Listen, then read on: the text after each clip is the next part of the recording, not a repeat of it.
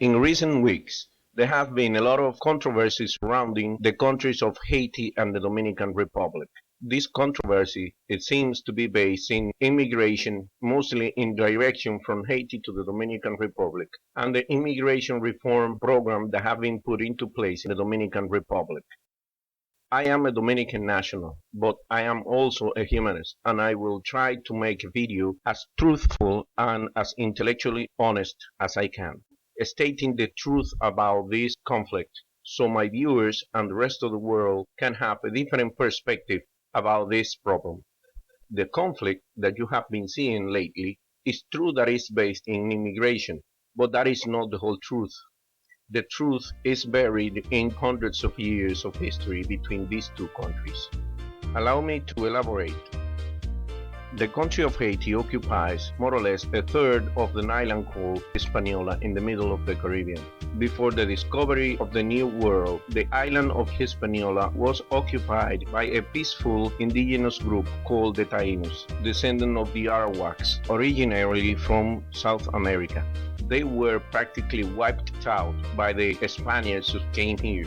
Some were killed fighting, a big majority was killed by disease such as the flu and smallpox, and the rest was killed by hard labor when used as slaves by the same Spanish conquistadors. After the Spanish Empire lost several wars, starting with the 7 Years' War and some other small conflicts such as the War of the Pyrenees, Spain was defeated by France, and the Spanish Empire was forced to sign several treaties which will transfer colonial possessions between Great Britain, France, and Spain. One of these treaties was the Treaty of Aranjuez, a city close to Madrid. In this treaty, the French Empire and the Spanish Empire agreed to define the border of their colonies on the island of Santo Domingo, or Hispaniola, in the Caribbean Sea, which they share ownership. But this does not explain why in the western part of the island they were far much more descendants of the African slaves than they were on the eastern part of the island. Well, it turns out that the western part of the island was an outlaw land, usually ruled by pirates called buscaneros and filibusteros. France never showed too much interest in that piece of colony they had. On the eastern side, there were all of these farmers and cattle ranchers of a Spanish origin, which used to bring slaves from Africa. The Spaniards were very harsh slavers. They used to punish horribly their slaves. So whenever they got a chance, they used to escape to the western part of the island, which was not controlled by the Spaniards. Those escaping slaves were called cimarrones. And that is basically why the western part of the island kept a bigger population of African descendants than the eastern part of the island. Haiti is the only nation in the world established as a result of a successful slave revolt. The rebellion in 1791 was led by the former slave and first black general of the French army, Toussaint Louverture, whose military genius and political acumen transformed an entire society of slaves into an independent country. Of course, that upon his death he was succeeded by many who had delirious of grandeur. Jean-Jacques Dessalines, who declares Haiti's sovereignty and later became the first emperor of Haiti, Jacques I. At that time, the eastern part of the island was still being ruled by the Spanish, but the Spanish lost interest in this colony because they had bigger investments in Cuba and some cities in South America. Therefore, the eastern part of the island was almost abandoned to its own devices. The small towns close to the border with the newly created country Haiti were ordered to move more inland, and the whole area was devastated. In such a stage of abandonment were the citizens of the eastern part of the island that they decided in 1822 to declare their independence from Spain and request to Simón Bolívar to be accepted as part of the Great Colombia that he was building. Simón Bolívar did not accept this request because he recognized that the island had been already liberated under the name of Haiti, and accepting this new country would have created conflict where there were none. Under these circumstances, the citizens of the eastern part of the island almost invited the Haitians to come to the eastern part and liberate them too. So in 1822, the Haitians obliged, but they did not come to the eastern part of the island to liberate them. They still harbored a lot of hatred inside them against what they perceived their former enslavers. Therefore, since the eastern part of the island was richer than the western part, what the Haitians did was occupy the eastern part of the island, not liberate it. They took over the customs service and the production of sugar and cattle in order to pay a debt they had with France that they incurred to obtain their independence in 1808. And of course, the young population of the eastern part of the island saw the Haitians as invaders rather than libertators and started to plot against them. 22 years after that, they had accumulated enough people and arms to confront the Haitian invaders. They attacked the Haitian garrison in Santo Domingo, the most important city in the eastern part of the island, and kicked out the Haitian invaders. At this time, they declared a new country, the Dominican Republic, and we call this our second independence and the most important of them all. Later on in our history, a president annexed the country to Spain, and we have to regain our independence again. And we call that third independence the Restoration. But let's stick to the independence from Haiti in February of 1844.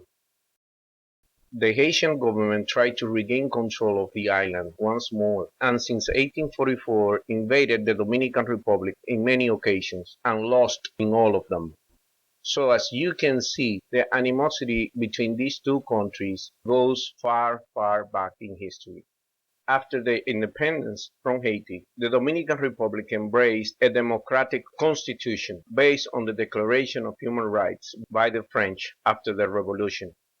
Haitians did not have the same fortune. They were ruled once and again by dictators who called themselves almost any kind of title, from king to emperor to president. On our side of the island, we also had some dictators, but they were quite different from the one in Haiti. These dictators, as bad as they were, had certain sense of patriotism and love for their country.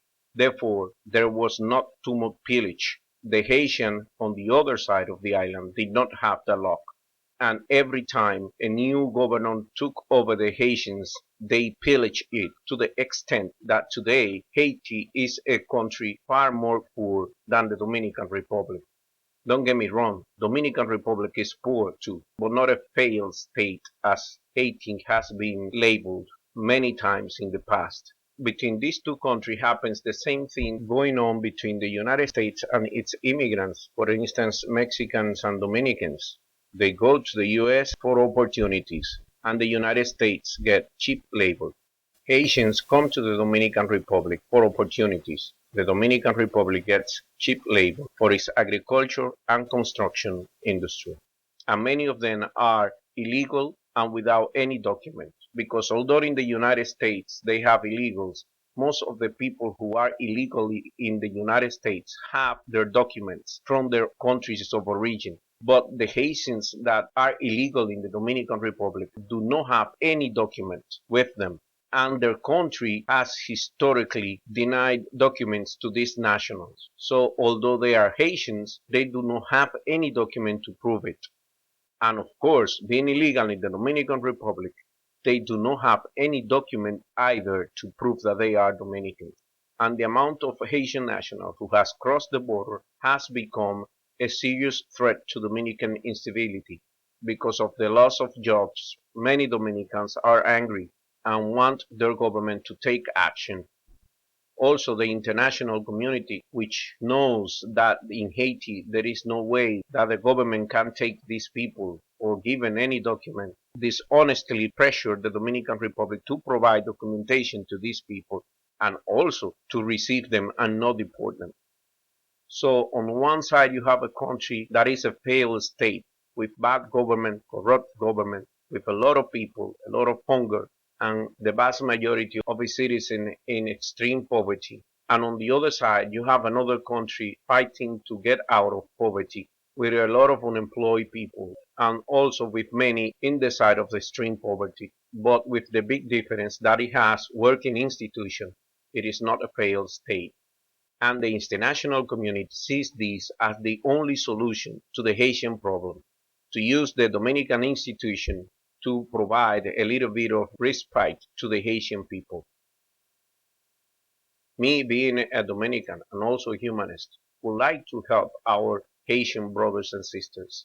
We have done so when the situations arises. Remember the earthquake? All of those airplanes bringing aid landed in the Dominican Republic and all of those ships came to Dominican ports and we opened our country to the Haitians and to the people who came to help them. We opened our hospitals and we gave them our doctors. If you are honest to the situation that we are going through, you must admit that we have the sovereign right to solve this immigration problem the way we can, and we have all the right to deport those who are illegal in our country. You must also concede that we are victims in this problem. The international community sees us as part of their solution. If the Haitians stayed in the Dominican Republic, they will not travel to the United States, Canada, France, etc. A very selfish and damning position.